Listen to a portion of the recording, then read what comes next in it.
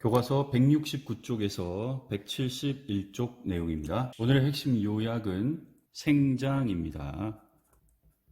생장이라고 하는 것은 몸이 자라는 것을 생장이라고 하는데요. 아이가 태어나서 계속 몸이 자라게 되죠. 자, 이렇게 몸이 자람을 우리는 생장이라고 합니다. 자, 생장이라고 하는 것은 몸을 구성하고 있는 세포의 크기가 증가하는 것이 아니라 세포의 수가 점점 많아짐으로써 생장이 이루어지게 됩니다. 세포의 크기가 자라는 것과 세포의 수가 많아지는 것의 차이점을 좀 보겠습니다.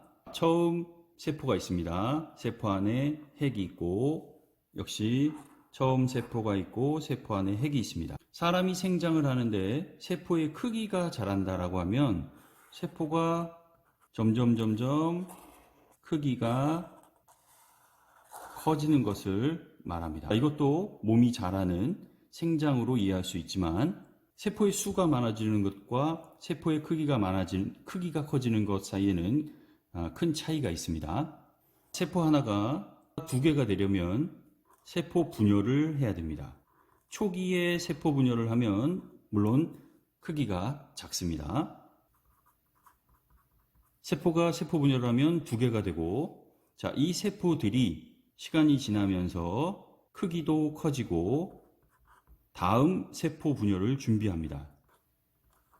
자, 마찬가지로 이 세포들도 시간이 지나면 역시 세포 분열을 하게 됩니다.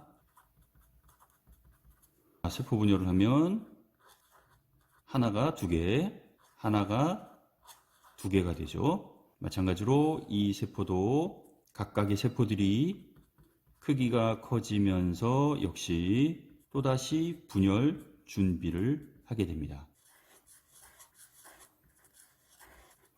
위의 그림과 밑의 그림 둘 다 처음에 조그맣던 세포가 생장해서 밑의 경우는 크기가 커진 경우고 위에는 세포의 수가 많아진 경우입니다. 밑의 경우는 세포의 표면적이 증가하는 비율과 부피가 증가하는 비율을 봤을 때 부피가 증가하는 비율이 훨씬 큽니다. 자, 반면에 여기는 표면적이 상당히 넓어진 것을 알 수 있습니다.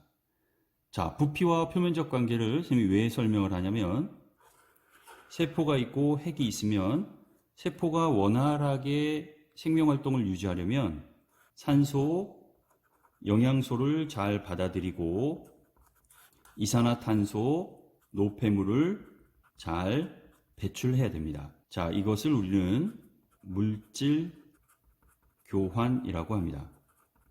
자, 세포에서는 물질 교환이 일어나야지 세포가 살아갈 수 있는데 위의 경우와 밑의 경우 간단하게 설명하자면 여기는 표면적이 넓고 여기는 부피당 표면적이 작습니다. 그래서 세포의 크기가 자라는 것보다 세포의 수가 많아지는 쪽으로 생장하는 것이 생명체에게는 더 유리합니다. 자, 몇 가지 용어 정리해 보겠습니다. 세포가 분열하기 전과 세포가 분열하고 난 후 이렇게 이름 붙입니다. 세포가 분열하기 전의 세포를 우리는 모세포라고 하고 엄마세포죠. 그 다음에 세포 분열 후에 만들어진 세포는 딸세포라고 합니다. 자, 계속 반복됩니다. 딸세포가 크기가 커지고 세포 분열을 준비하게 되면 세포 분열 바로 전 이 상태는 다시 모세포라고 하고 분열하고 난 다음은 다시 딸세포라고 합니다. 자, 지금처럼 세포 분열을 계속 반복을 하죠. 그때 요 시기, 세포 분열이 일어나는 시기와 세포가 크기가 자라고 분열을 준비하는 시기, 요 두 시기를 나눠서 요 시기는 분열기라고 합니다. 그 다음에 여기는 분열기와 분열기 사이인 간기라고 합니다. 그러니까 분열기와 간기가 계속 지속되는 거죠. 자, 그래서 이 분열기와 간기를 과학자들은 뭐라고 하냐면 세포주기라고 합니다. 자, 오늘 내용 정리해 보겠습니다. 생장이라고 하는 것은 세포의 수가 많아지는 것이고, 세포의 수가 많아지려면 모세포가 분열해서 딸세포가 되고, 딸세포가 다시 자라 모세포가 되고, 이런 과정, 즉 세포 주기를 반복해서 몸은 생장을 하게 됩니다.